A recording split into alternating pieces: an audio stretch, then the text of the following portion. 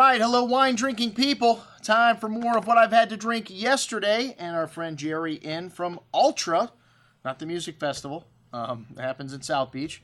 Altra Wine, which I have to say one thing, man. This guy knows some top level producers here. He brought along with him some of his friends, Grace Family, Kapscandy, Hologram.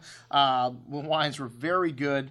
And, well, some of them very expensive, but hey, that's Napa Valley today, especially when you got famous people making the wines. And Grace has been, kind of this cultish producer for a long time. And I've never understood why. I always thought the wines were good, but, hardly worth the price tag, which we have a bunch of older vintages on the shelf here, $300 a bottle. And like I said, the wine's a different style. They've got that lean, kind of wintergreen, unripe kind of fruit character to them. I'll tell you what, I like the Ultra wines a lot. The Sauvignon Blanc was excellent, and this wine's a blend of Semillon and Sauvignon Blanc, the majority of the blend, barrel-aged from vineyards in Oakville, only 230 cases. This is Jerry's wine here. A good amount of ripe melon, pink grapefruit, Jolly Rancher, candy fruit, a bit of a musky quality there as well. Thick and viscous wine on the tongue, that lovely ripe melon and grapefruit, citrus, Jolly Rancher candy, showing a hint of sweetness there, and a nice sweet and sour note on the finish, that sweet grass also. Excellent juice. This wine got better on the second day as well. $23.75, maybe the best buy of the whole lineup. In terms of value, Sauvignon Blanc's a cheap date. What can I say? Anatomy Cabernet Sauvignon, and this is from a property up on Atlas Peak, and this is a blend. It's got a little bit of Syrah in the blend and a little bit of Merlot, 4,000 cases, and nice amount of herbs there. Some medicinal kind of note there as well. The red currant and some loamy earthy notes, some tobacco spice. A smooth and easy drinking blend with round tannins, a sweet herb medicinal note lasting through on the finish. But nice balance in this wine at $28.25, an excellent example of a Napa Valley Cabernet blend.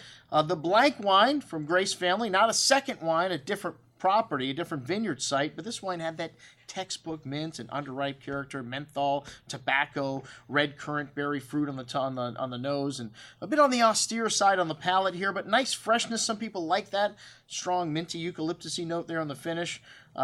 This wine held up pretty good on the second day, but a little lofty on the price there at $210.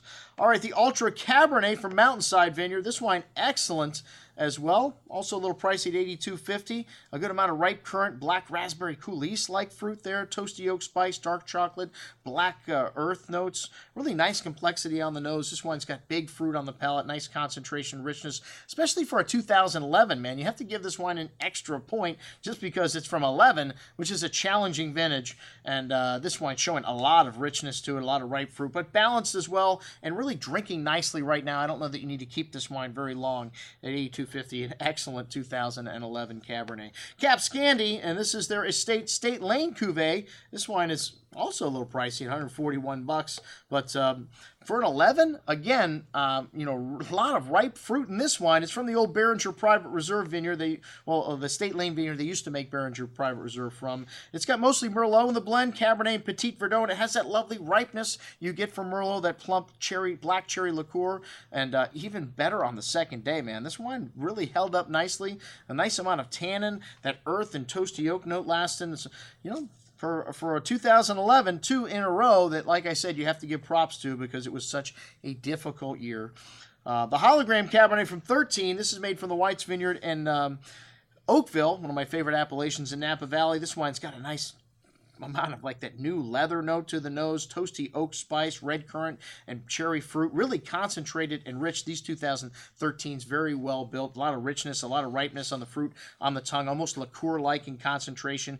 Dark chocolate, ripe round tannins here, a long layered finish. Very complex, but still balanced. This wine most excellent. Definitely my favorite wine in the lineup, but everything excellent or higher. Thanks very much, Jared, for stopping by. I'm your host, Andrew Lampasoni, signing off for the Wine Watch, saying remember, always drink the good stuff first.